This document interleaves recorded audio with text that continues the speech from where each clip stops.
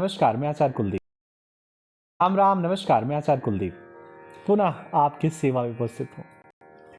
आज हम एक और संस्कार की बात करेंगे जिसका नाम है सीमंतोनयन संस्कार। क्रम की संख्या में तीसरा संस्कार होता है। सीमंतोनयन संस्कार होता कब है, पहले इसको समझिए, और किन स्थितियों में किया जाता है। किसके लिए होता है?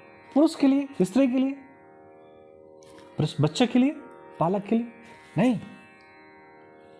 यह होता है स्त्री के लिए।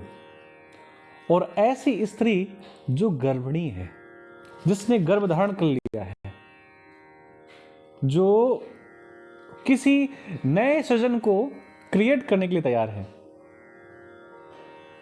और ये संस्कार होता कब है? जिस महीने से, जिस मंथ से बालक गर्भ में आ जाए,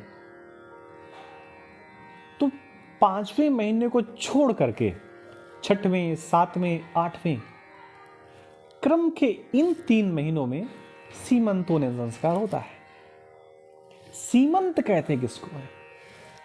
संस्कृत भाषा में सीमंत का मतलब होता है बालों को ठीक करना, बालों को बीच से निकाल करके उसमें सिंदूर भरना।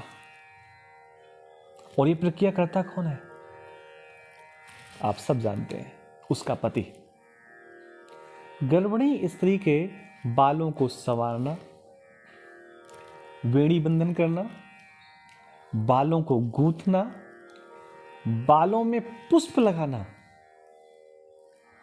और अपनी अर्धांगिनी का, अपनी गृहिणी का, अपनी पत्नी का स्वयं अपने हाथों से श्रृंगार करना ही सीमंतोनयन संस्कार का एक हिस्सा है। गूलर की लकड़ी से, गूलर की डंडी से, लाल पीला जो भी सिंदूर पसंद है आपकी पत्नी को, पुरुष उसकी मांग पर भरता है। और इस दिन किसी आचार्य के माध्यम से, किसी वेदज्ञ ब्राह्मण के माध्यम से, विप्र के माध्यम से दोनों मिलकर के अपने कुल देवता का पूजन करते हैं, नवग्रह का पूजन करते हैं, अपने गांव के देवता का पूजन करते हैं, अपने घर के बड़े बुजुर्गों का आशीष लेते हैं, आशीर्वाद लेते हैं, उनसे प्रार्थना करते हैं। घर पे उत्साह और हर्षो उल्लास का उत्सव मनाया जाता है। और ये कब किया जाता है? 6वें, 7वें या 8वें महीने में। इसको करने का उद्देश्य क्या होता है? करने का कारण क्या होता है?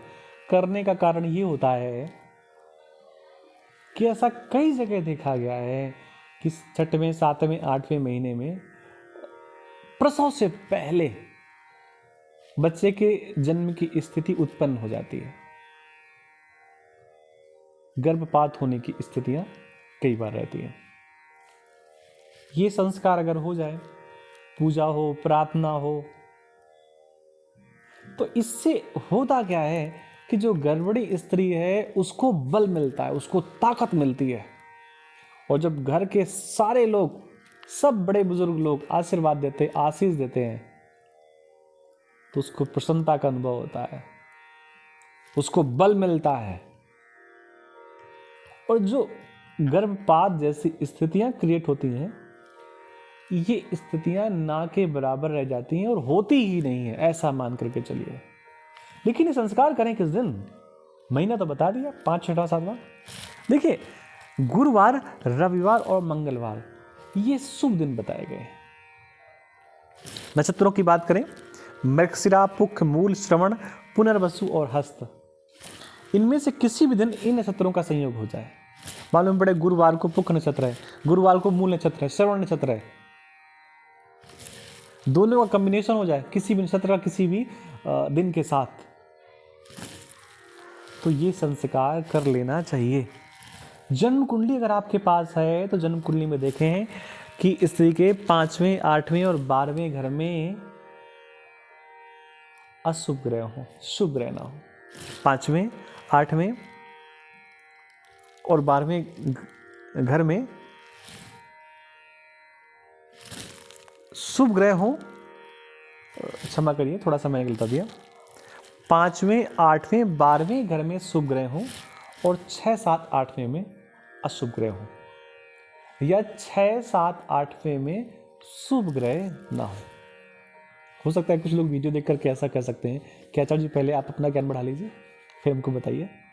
देखिए इतना ज्ञान का भंडार है ज्योतिष कि सब कुछ याद रखना, कंठस्थ होना ये बहुत बड़ी बात है। हाँ, करत करत अभ्यास के वो चीजें हो जाती हैं। एक चीज और भी है, शास्त्र कहता है और धर्म भी कहता है कि सुख में सुमिरन सब करें, क्षमा करिए, दुख में सुमिरन सब करें, सुख में करे न कोई। तो ये वही वाली स्थिति है कि आप प्रसन्न हैं, कोई डर नहीं है, कोई भय नहीं है, कोई अनहोनी जैसी कोई स्थिति नहीं है, और फिर भी आप परमात्मा का ध्यान कर रहे हैं, तो निश्चित मानिए स्थिति अनुकूल होगी, आपके अनुसार होगी, आपके मन मुताबिक होगी। इसलिए इस संस्कार को जरूर करिए।